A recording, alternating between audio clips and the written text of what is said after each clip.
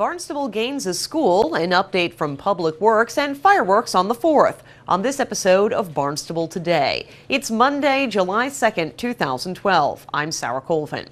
Barnstable's 4th and 5th graders will no longer be attending a charter school. As of the 1st of this month, just yesterday, the Horace Mann Charter School is now a part of the district. Dr. Mary Chakowski has an update. An acting interim principal for 1 year. Her name is Rosemary Williams.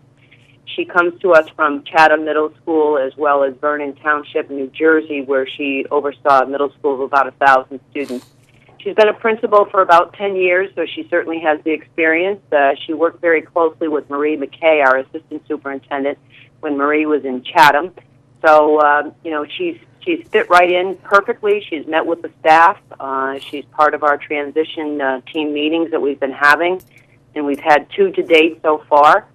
The other 2 acting assistant principals over there is Bob Donahue, who is from our intermediate school. He's been transferred over there. He knows many of the staff. He's worked with them in previous school settings when we had redistricting. And then also Dale Forrest, who is a certified principal, assistant principal, and he was currently the prevention specialist, and he's been in that building and worked very closely with the staff. So those 3 administrators are in place. They've met with the staff. They're already beginning their work. Chakowski says various committees have formed to work on the transition. It's been very, very active. We've set up 4 or 5 different committees to begin our work. One is a school culture climate committee that's going to talk about redefining and renaming the school and setting some norms and expectations. We have a curriculum committee that's focused on instruction, a lot of discussion around the curriculum.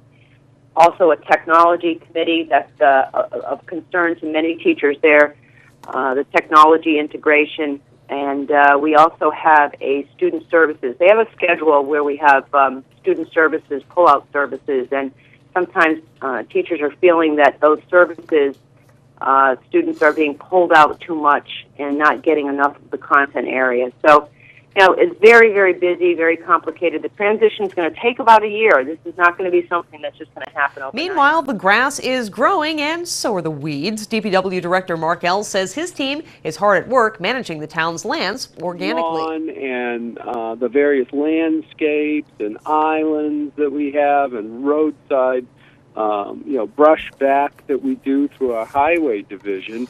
There's all the normal challenges. Certainly, the years of reductions in the workforce hurt us there a little bit. We get fairly frequent calls on a lot of our roadways that, geez, could you get to brushing that back?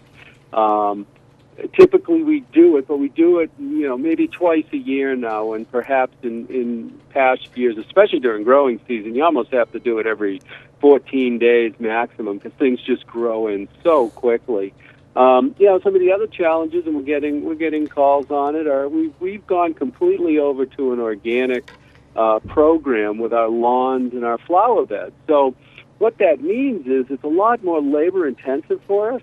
And we get lots of calls, so we get a lot more clover and other things growing in the lawns. But, that's really not that big of a deal. It's still green, and it still looks reasonably good. But some of the weeds that are in some of the flower beds and along roadside are noticeable. And we're still out there trying to get to them, but it's just a little slower process. Obviously we're not using any of the chemicals that you would treat to take care of those. And we've got some nuisance things out there. We're getting a lot more complaints about poison ivy at our beaches and some of our cemeteries, some of the places where people might go and walk and interact with those things. And that's just Mother Nature kind of balancing things out. And we're just going to have to work with that and accept the fact that we may see a little more nuisance with the weeds and things like that. Well, it wouldn't be the 4th of July without fireworks, and pulling off such a large display takes quite a bit of preparation and a lot of teamwork. The fireworks are shot from a barge in Lewis Bay. Marina Manager Joe Gibbs and MEA Director Dan Horn talk about their roles. Make sure, first of all, everything's going as planned. The crew has arrived or is about to arrive. We take a look at the weather forecast because weather certainly can play a factor on the fireworks. A decision was made, I guess, a couple years ago that right now we have no rain dates. So So the decision first thing in the morning is providing everything, so all systems go as far as safety and everything else is a weather. And that's always a bit of challenge on Cape Cod. Yeah, usually the day starts early with a meeting, and we deliver the fireworks crew that comes to Hyannis out to the barge. Chief Procurement Officer David Anthony has more. One of the things about doing a barge show are the sight lines. We are, in some cases, almost 3/4 of a mile away from where the fireworks are going. So the small fireworks really, they don't show up very well. There is either houses or boats or trees or things like that in the way for some of the viewers. So we have to spend the money on the larger fireworks. And generally, the way fireworks are set up, you have 3-inch salutes, which are the small bangs. Then you have 5-inch shells, 6-inch shells, 7-inch shells, 8-inch shells, which make up the bulk of the show. And then you have the really big shells. You have the 10s, the 11s, the 12s. And the 12-inch shells, I mean, they're about the size of a basketball, and they're very expensive. And a show like the one that Barnstable has is anywhere between 12 and 20 12-inch shells, and they're very hard to get right now. There are only a few fireworks companies that have them, but we require them because of the sightline. Over the years, we've become much more sophisticated in planning around the event. Back in 2001, the fireworks were the event, and it went off in Lewis Bay, and that was pretty much it. And over the years, the community has come together, the arts community, the radio stations, the business community, and certainly the town have come together to make a much broader and larger event on Lewis Bay. So you'll have music beforehand. I believe this year we had the town band out on Town Green. You have, in past, we've had Cape Cod Symphony. There will be groups from the conservatory that play.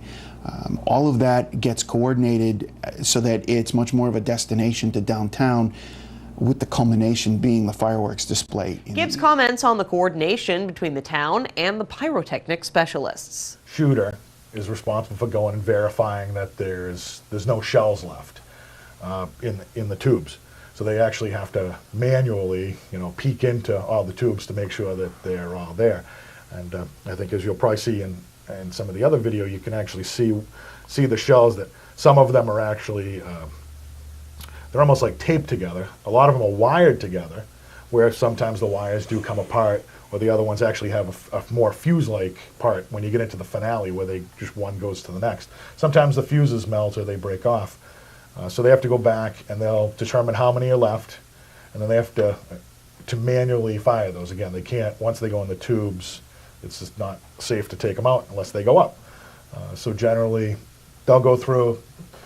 There's always one or two that seem to fall off, and when you have, I don't know, hundreds and hundreds of shells that go off, one or two really, isn't a bad equation, I think. So once they determine that, they'll generally let us know. So we know that it's so there's no surprises when they start going on. As long as the weather holds, it will be all systems go for Wednesday evening. The interviews we've shown are part of a larger program airing on Channel 18 called 4th of July Fireworks in Barnstable. You can view that program right here on Channel 18 tomorrow at 6 a.m., 3 p.m., and 4:30 p.m. With Barnstable Today, I'm Sarah Colvin.